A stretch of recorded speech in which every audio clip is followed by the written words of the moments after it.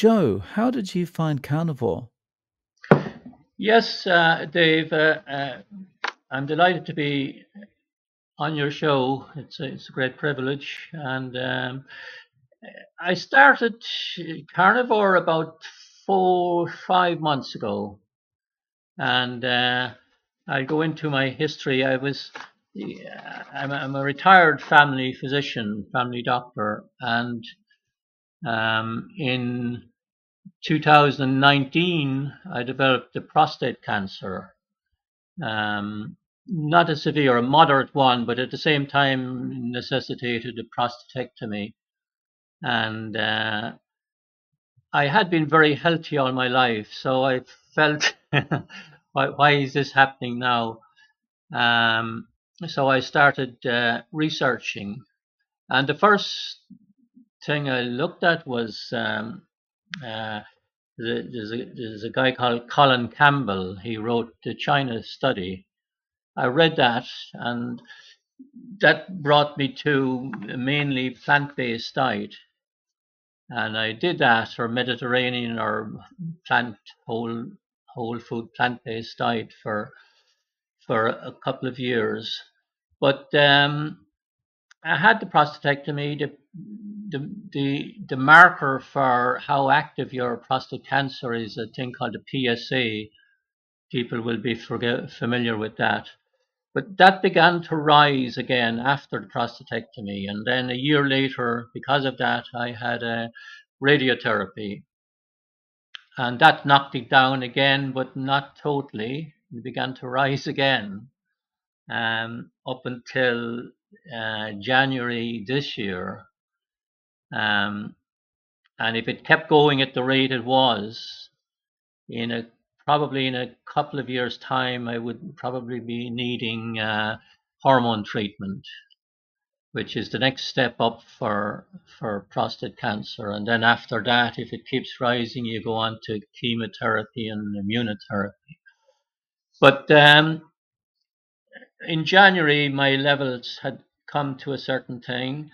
Um, I At that stage, and for a while, I had been looking at yourself and other people like Anthony Chaffee, Eric Westman, Doctor, I think it's Kaiways, Robert Kaiways. He calls himself the carb addict doc.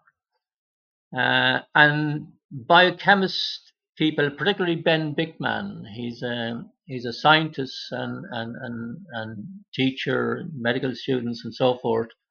And I began to see that the uh, carbohydrate diet wasn't the best, and that a low carb diet was a much better option.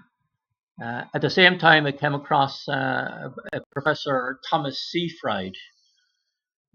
He's a professor in Boston College of biochemistry and so forth. I think he started out in genetics, but he talks about the metabolic cause of cancer and how it's mostly or almost totally sugar driven. Um, with maybe one amino acid, one called glutamine, also a fuel for cancer. But the main driver fuel for cancer cells is sugar. So I decided why not put that to the test, and I went totally carnivore within about a month and a half, 6 weeks. Um, we were on holidays in Australia. Our daughter is in Australia and our grandchildren there. So, and we took the opportunity. We came back via Vietnam and Cambodia. So we were in a kind of a group tour. So it was mostly self-service, food tables. So I was able to eat pretty much almost all meats, and felt very good on it. And within 3 months, my PSA actually halved.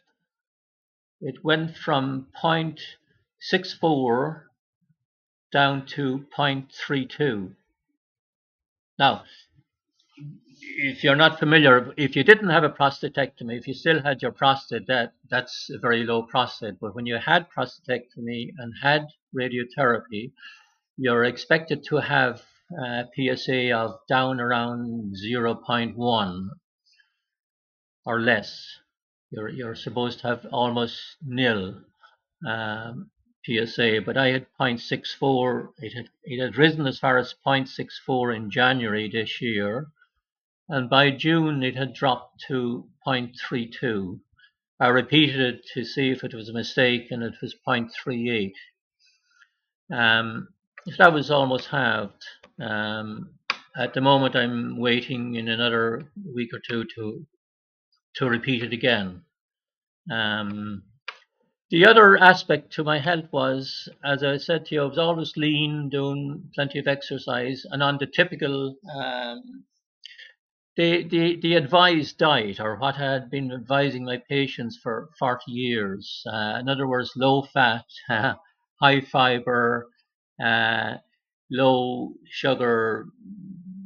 Well, not so much low sugar, because I thought I was having low sugar, but I actually wasn't.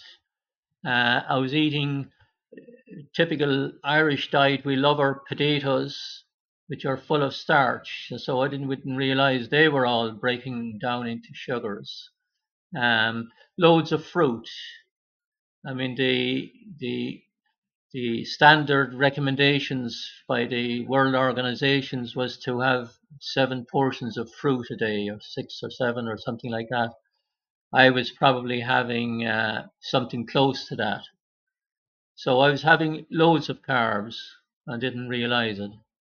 And the one thing I hadn't understood over the years was my hemoglobin A1C. That's people will be familiar with that as a marker for your average glucose over the previous 3 months. Mine was now in Irish UK figures, we call it the upper limit is 42. In the US, I think it's 6. So I was just under the limit. I was 38, which is about 5.6 in US terms. And that was high always. And I didn't think it deserved to be that. So that was an indicator that my sugars, my carb intake was too high, and I probably had insulin resistance without realizing it. And again, in the Western world, I think they've started doing it in America, but still in UK and Ireland, we don't test for insulin. I asked our local laboratory, could I have it recently, and they don't do it. And I don't know if there's any place in Ireland doing it. I have to investigate that. So it's that's one of the things we have to catch up with in doing insulin levels, so that we can catch pre-diabetic states and metabolic syndrome states before they get out of hand. That's basically my story. I'm continuing to study all this stuff, metabolism, online through YouTube's. Where I used to be watching television, now I'm watching YouTube and learning this science, and find it very interesting. And lots of people say, I think I saw Dr. Shafe talking about and Eric Westman and people like that. The doctors, the medical profession, haven't time to study this. And I only had time when I retired. And before that, we didn't realize there was a new scientific world out there that we weren't aware of. We were getting our knowledge from drug reps and conferences organized by drug companies. So it was totally biased to whatever medicine drug they were promoting. I remember a funny incident about 10 years ago, or maybe more. I was on a weekend invitation to a very nice hotel organized by a drug company or sponsored by a drug company, and they were selling a medicine. I think it was something for, if my memory was correct, was for incontinence in women. The discussion was going on. They had done a controlled trial, a double-blind controlled trial, but there was very little. And then they had, of course, their dummy drug, and their placebo drug, and the active one, they reported improved symptoms by something like 48% or 46%. I put up my hand and I asked what effect did the placebo dummy drug have, and they said it improved symptoms by something like 40 or 42%. So I asked, where could I buy the dummy drug?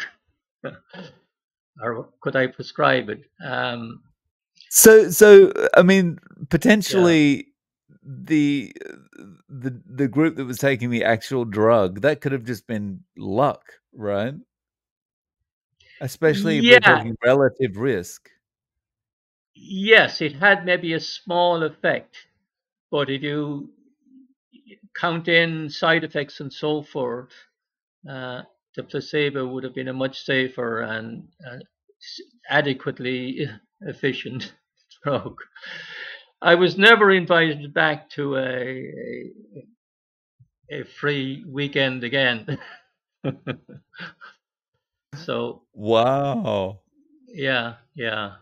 Um, so yeah, uh, going on then my more to my health. Yeah, because I went full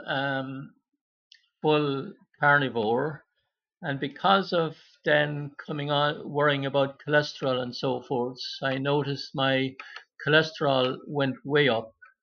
My LDL went up, uh, and of course I had come across the cholesterol studies, and in particular those recent ones by great young scientists, Dave Feldman, Nick Norwitz, I think Sota Mota, people like that.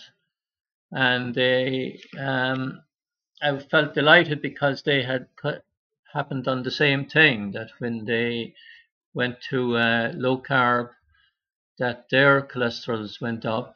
And so they studied it, and they did a brilliant piece of research, and it showed that there's a cohort of people, what they call a phenotype. They happen to be kind of lean people with low BMIs, that this happens. Uh, they call it a triad. Three things happen. Their LDL goes up, their HDL also goes up, and the triglycerides went down. Exactly that happened with me. I always, all my life, I was priding in myself in my low cholesterols and low LDL. So these almost doubled. So even though they had your research showing that their results came out there maybe 2 months back, showing that there was no tendency to more heart disease, ischemic heart disease in the research they did. They took 100 people and 100 controls, and the 100 that they had were on very high fat intake and low carb for I think an average of 4.6, almost 5 years. And they did coronary artery CT coronary angiograms, and they found no early risk of cardiovascular disease, ischemic heart disease. So I did to check myself. I decided to do a kind of a low intervention checkup, and that's a thing called a CAC score, coronary artery calcium score. And to my surprise, I found it was 390, which is high enough for for somebody that had lived what I thought was a healthy life. But it was probably because of a degree of inflammation in myself over the 30, 40 years. CAC score doesn't build up overnight. It takes years and years to build up. So I have that score. I have no symptoms of heart disease. I run, I don't run marathons. I run 5K. People actually worldwide will be familiar with the park runs.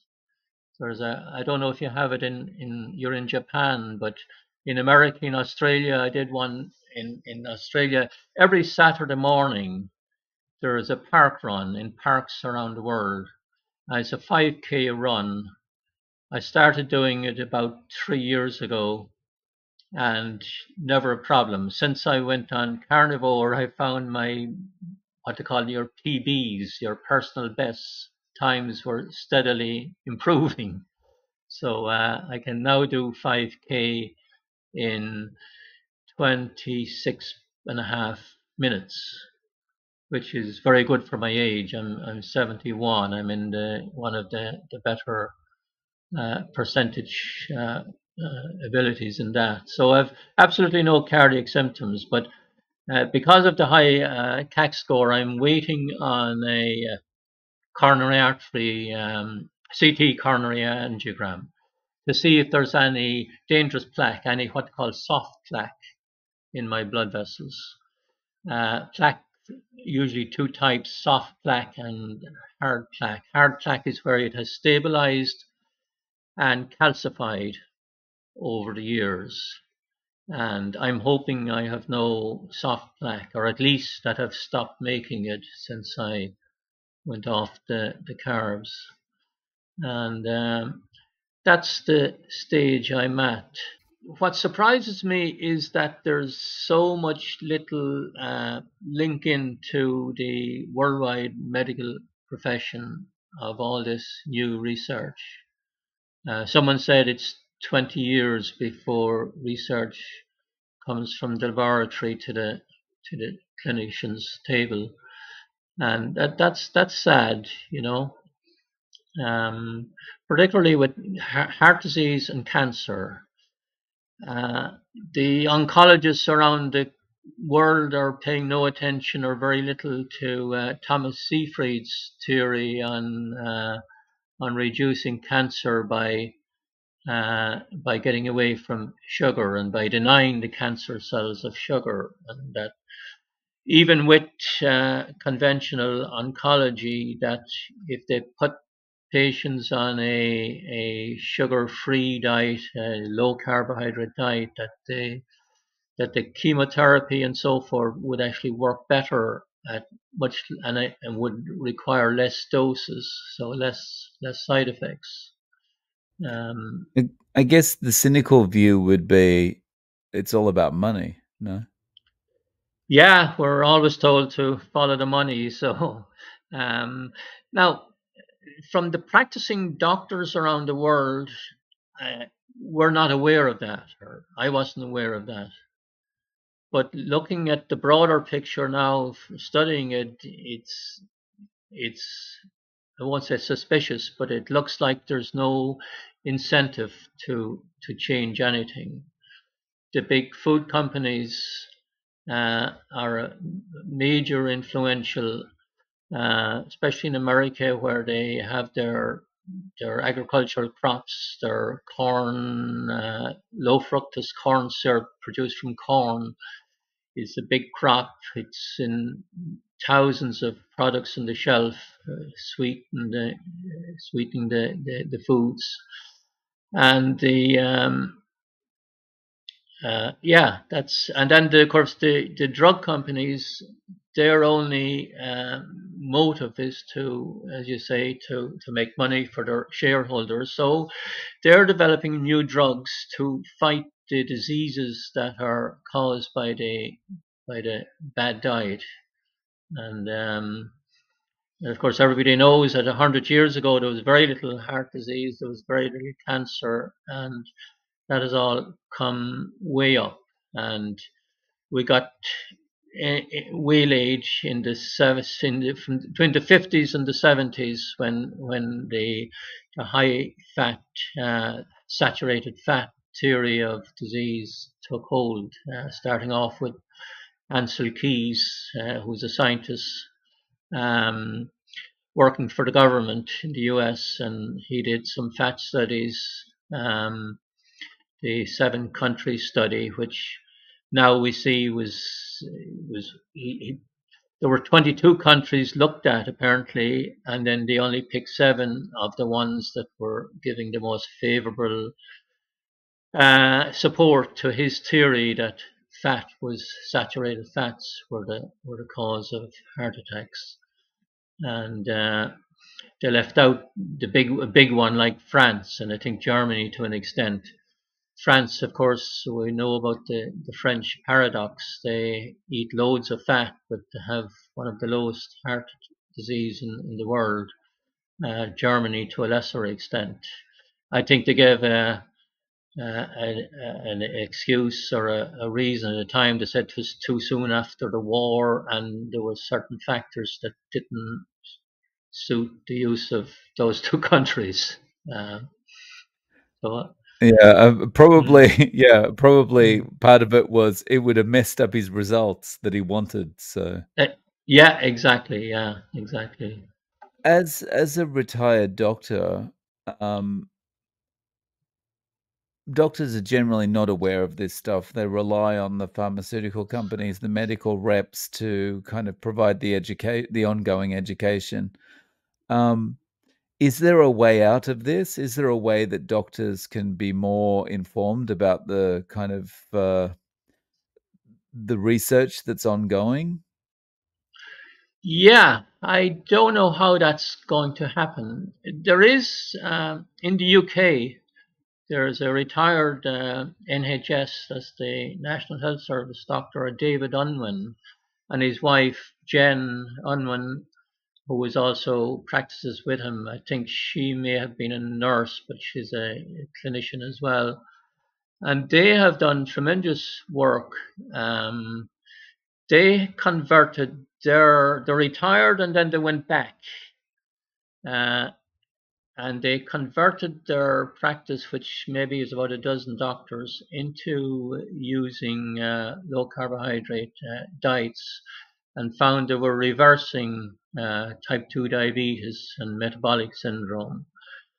And I think in their first year, they saved the NHS something like $500,000 on drug costs. And that's that's beginning to be taken notice of in the UK, I believe. And that kind of effort, I think, needs to happen in every country. Um, we can't depend on the drug companies to do it because they're only interested in, as you say, in the money and making new drugs. Um, the only thing you worry about then is a lot of the world, the advanced countries, Western countries, they're, I suppose you could now include China and Japan, all, Eastern and Western, but the Westernized, in other words, in diet and everything. The worry is that there's so many people working in these industries. Particularly here in Ireland, we have very big drug industry, very big food ag business. Now we have a lot of other stuff as well, a lot of IT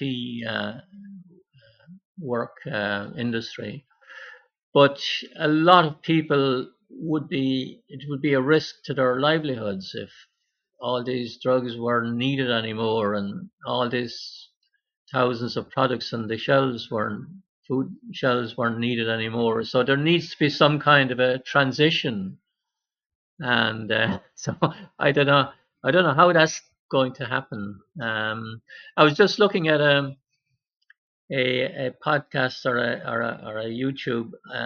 There's a guy called Dr. Robert Lustig. He's a retired pediatric endocrinologist from I think the University of San Francisco or California, one of these big universities, and he spent his life as a pediatric endocrinologist. In his early days, he would never seen metabolic disease in children. Now he says there's something like, oh, 3 or 4 or something out of 10 children have metabolic disease and getting fatty liver disease. When I was practicing up to maybe 10 years ago, if we saw a person, an adult, we never saw a child, if we saw an adult with fatty liver disease, you assumed they were alcohol. And but as during the last 10 years, we began to come across people that had fatty liver disease, but surprised us by saying they were never drank alcohol. So um, so Robert, he was attending what they call the Kick Sugar conference. I looked a bit of it online, and he's apparently coming up with new. He's working with companies, with ag companies, and they're trying to come up with stuff that will clean up the food. One particular item he has a fiber that he can mix in with food that will give it a nice taste, but that will absorb in the stomach. It's like a sponge. He calls it munch munch, and in the stomach it acts like a sponge. It will soak up the sugars, carry it down mostly down to the colon, where it'll be eaten by the bacteria, and the bacteria will produce fatty acids, which are what we're looking for. So we might be able to transition into new products without having to go, the whole world having to go cold turkey and people lose their jobs. So science like that, I think, can be of benefit in the future. Sounds like a good kind of idea from Dr. Lustig. However, Yeah. I kind of I have this bad feeling about this kind of stuff, because if we the food companies will just go, okay, well, this is great. We've got this kind of sugar substitute that does all this absorption and gets rid of all that kind of stuff. What can we do to it now to make it even more super addictive and potentially add more chemicals in there that do harm to Yeah. the body, Yeah, that's it. Yeah, but uh, I don't know how to uh, get the mass of people down to low carbs without causing an economic kind of problem. I'd be interested in. Have you an idea on that? How can we do that? Yeah, I haven't given it much thought. I mean, when I think about it, Yeah.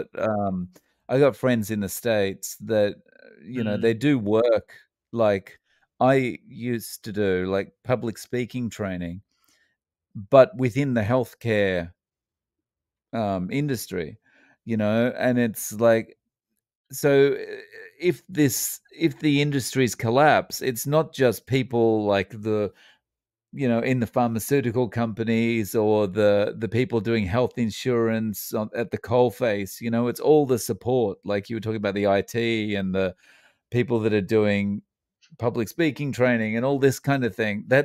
It's just all this is gone. yes. Yeah. And yeah, I can't.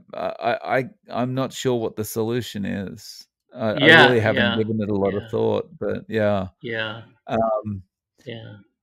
it could be disastrous. Although, having said that, I mean, as a transition period, I mean, there's no way it's going to be easy to convince a whole lot of people at the same time to go over to low carb or to carnivore or something. I mean, that's going to be a very slow trickle, I imagine. But Yeah. Yeah. A bit like Mm, the smoking. It took, I suppose, 30, 40 years for the smoking levels to go down significantly. And I suppose in mm. parts of the world, there's still a fair amount of smoking, especially in the underdeveloped countries. Um, Yeah, and look what and look what happened with that. The cigarette companies went, "Well, we need another business model to replace this. Let's buy some food companies." yes, yeah. Well, I think if we could get these companies to start going into some kind of health type of promotion businesses, and even if they're using a lot of bad chemicals, if they can at least get rid of the big offender, which is the sugar, and particularly in the fructose, which fructose, I was just reading, just listening to Ben Bickman. It's one of the biggest causes. It's the biggest. We used to think meat raised our uric acid and caused gout, but now apparently that's not the case. Fructose is a way bigger cause of high uric acid, and which causes some inflammation and then contributes to inflammation in the blood vessels and heart disease and so forth. Um, Yeah. Yeah. yeah. So many things have been demonized that have actually been fructose has been the cause, you know? Yes. Yeah. Yeah. Yeah. Yeah. Exactly. Very interesting Yeah. lady. Ben Bickman talks about the causes of insulin resistance. The primary one being high glucose, high carbs, causing spikes in insulin, and then when that's going on for a long period, you have an almost continuous, permanent high insulin levels, and then the cells, the insulin receptors on your cells of your tissues become insensitive to that insulin, become resistant, and um, also another cause would be another thing when that happens, the fat cells are still growing. The insulin is still able to put sugar into fat cells, converts sugar to fat, and fat builds up in your fat cells, and then they keep expanding, and eventually, like a balloon, they can't grow any bigger. They leak, and they leak inflammatory products, cytokines, and that adds fire to it. It makes the cells even more resistant to the insulin. Um, but I came across a lady, Dr. Stephanie Venn Watson. She's a veterinary epidemiologist. She did used work for the CDC in US, and then became a Navy epidemiologist. The Navy were looking after a batch of dolphins out in, I think, in the Californian basin um, for something like 50 years. And they're kind of semi-domesticated. They're in the open ocean, but because of how nice they're treated, they come in, and the Navy kind of look after them. They do blood tests on them, and so studying them for 40, 50 years. So they brought her in as an epidemiologist to study them further, and she found some of her studies was on the type of food they were eating. Uh, she came across a study done back in the 70s on these, where the dolphins were given a carbohydrate diet, a high carbohydrate diet. And dolphins normally only eat fish, but this doctor at the time put them on a carbohydrate diet to see what happened, and found that they were developing metabolic syndrome. And so, of course, they wouldn't have left it like that. But she came across that bit of research, and she found it very interesting. And in her studies, she found what she calls another cause, a third or maybe the fourth cause of insulin resistance. and she found that it was insufficient saturated fats. Um, if the dolphins were deprived of saturated fat in these fishes were eating, that they became insulin resistant as well and started developing hypertension and pre-diabetes and so forth. And the fattier the fish they were given, the healthier they were. There was one particular fish, they call it the candlefish. It's so fatty. It's a small fish. I don't know what the proper name of it is, but the nickname is candlefish. If you take a dead fish, one of those, and stick a wick in it and light it, it will act as a candle. There's so much fat in the fish. Yeah.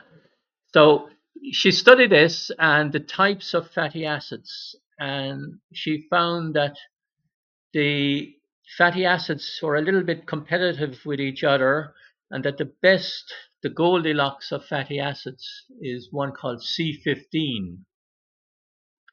And the more C15 in it, the healthier the dolphins. And if they were deprived of it, they developed metabolic problems.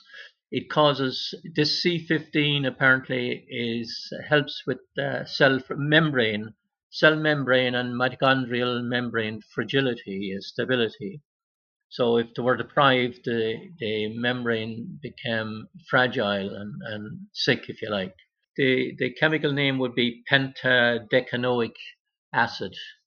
I think the penta probably refers to the five and the five carbon atoms in it, and then the deca is probably 10. So that's maybe how to make up the 15 carbon atoms. It's high in butter and fish, fatty fish, and dairy fat to extent, and in meat. She looked at people in the high living, the centenarian type of places, Sardinia, where they lived to an old age, and somebody measured their levels of C15 in their membranes. The average American or anywhere in the world is 0.2% of the cell membrane is made up of this C15 fatty acid. In these areas in Sardinia, for young and middle-aged people, it's something like 10, it's 1.5. So in Sardinia, it's 1.5, whereas in the average American, it's only 0.2%. And when she looked at the old, or I'm not sure she or other scientists did it for her, maybe looked at the old the old Sardinians, their level was still between 0.4 and 0.6. This was people in their 90s, kind of thing. So they had a very high level of this C15. They found it's higher in grass-fed milk, and the higher the elevation into a mountain or whatever, the higher the C15 content of the cell membrane.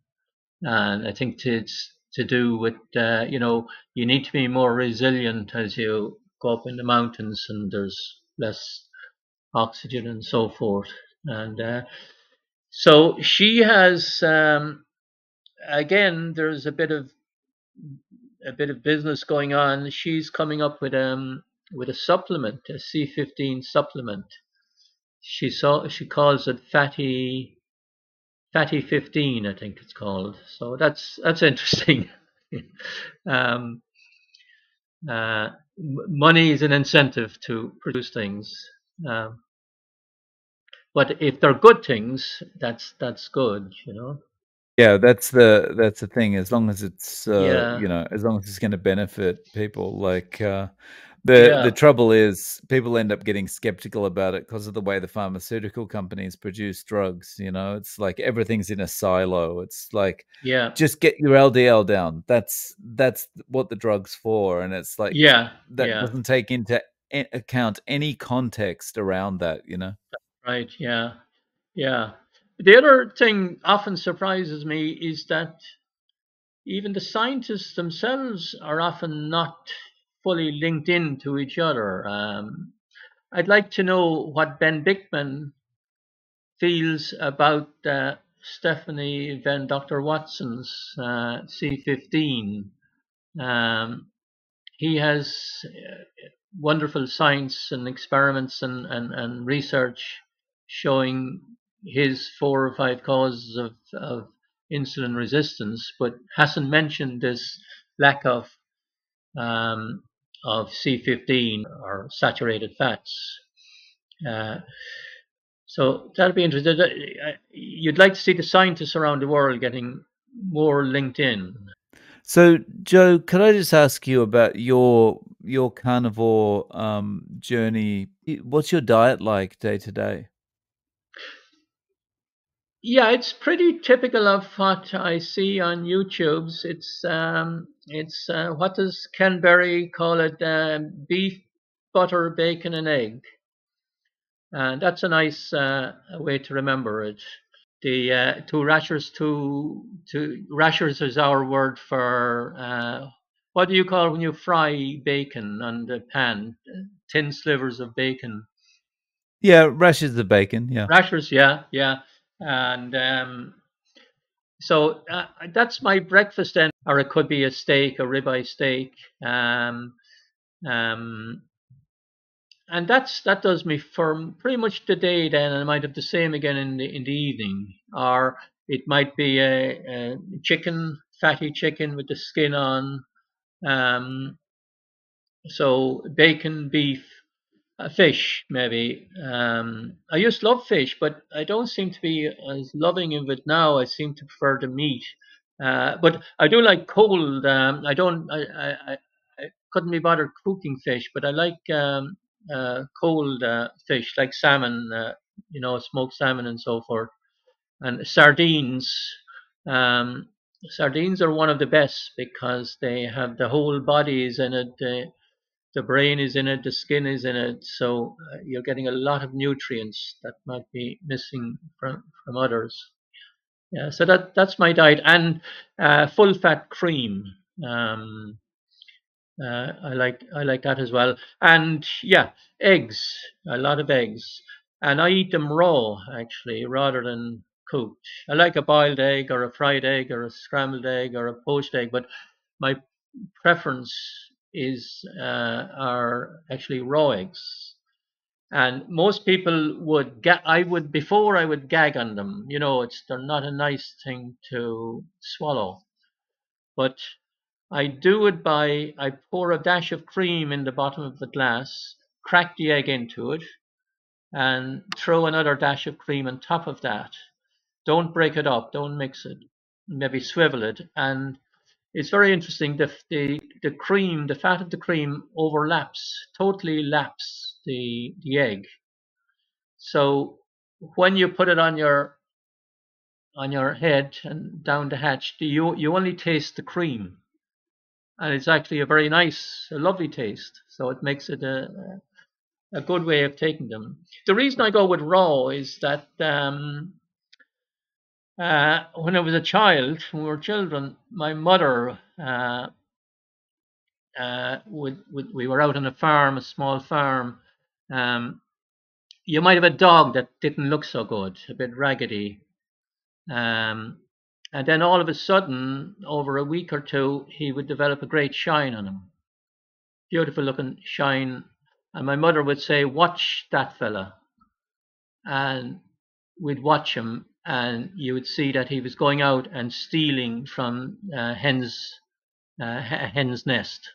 So he was stealing the eggs, and that's what put the shine on him. And so it was always regarded as a very good remedy. The only